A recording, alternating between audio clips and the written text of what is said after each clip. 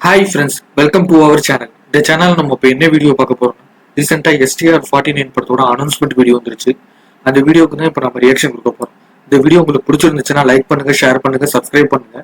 மறக்காம அடுத்து இந்த வீடியோக்கு ரியாக்ஷன் கொடுக்கணும்னு கமெண்ட்ல போஸ்ட் பண்ணுங்க. இப்போ வாங்க வீடியோக்குள்ள போலாம்.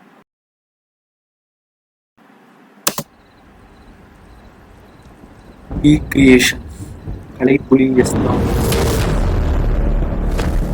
ஏய் STR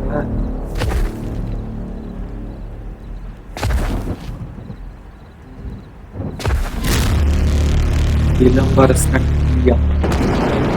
வேற லெவலா இருக்கே விஷுவல்ஸ்லாம்.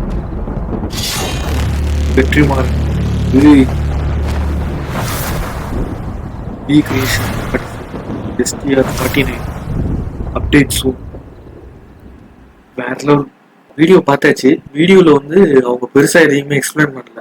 அவங்க வந்து இந்த அனௌன்ஸ்மெண்ட் வீடியோல வந்து யார் ஹீரோ, யார் டைரக்டர், யார் ப்ரொடியூசர் இது மட்டும் தான் சொல்லியிருக்காங்க.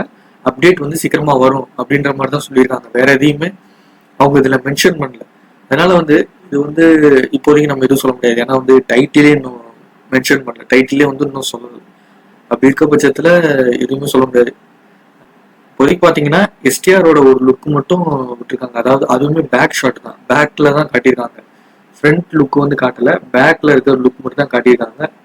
ஒரு கிளாஸா நல்லா தான் இருந்துச்சு லுக்கு.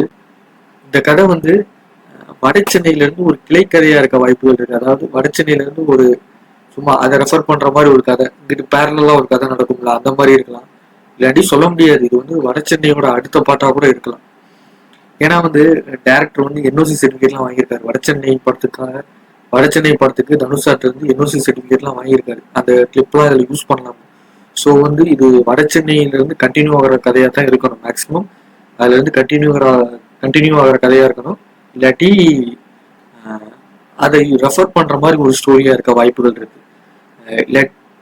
ஒருவேளை இருக்கலாம், அந்த வடசென்னை பாட்டுல இருந்து இருந்த யாரோ ஒருத்தர் தான் எஸ்டிஆர்ன்ற மாதிரி இருக்கலாம். அந்த படத்துல வந்து சின்ன பையனா யாரோ இருந்திருப்பாங்க, அவங்க தான் எஸ்டிஆரா வளர்ந்து வந்திருப்பாங்க. அந்த மாதிரி கூட சொல்லலாம்ல. அந்த மாதிரி கூட ஒரு ஸ்டோரியா இருக்கலாம். என்னன்னு தெரியல. டைட்டிலே இன்னும் சொல்லல. டைட்டில் சொன்னா தான் என்ன எதுன்னு தெரியும். ஏன்னா டைட்டில்ல தான் தெரிஞ்சு போயிரும்ல. வடசென்னை பார்ட் 2 இருந்தா வடசென்னை பார்ட் 2னே போட்டுவாங்க, இல்லாட்டி வேற பேர் போடுவாங்க. டைட்டில் வந்தா தான் எதுவாக இருந்தாலும் சொல்ல முடியும். ஓகேவா? இந்த வீடியோ உங்களுக்கு பிடிச்சிருந்துச்சுன்னா லைக் பண்ணுங்க, ஷேர் பண்ணுங்க, சப்ஸ்கிரைப் பண்ணுங்க. மறக்காம அடுத்து இந்த வீடியோக்கு ரியாக்ஷன் கொடுக்கணும்னு கமெண்ட்ல போஸ்ட் பண்ணுங்க. பாய்.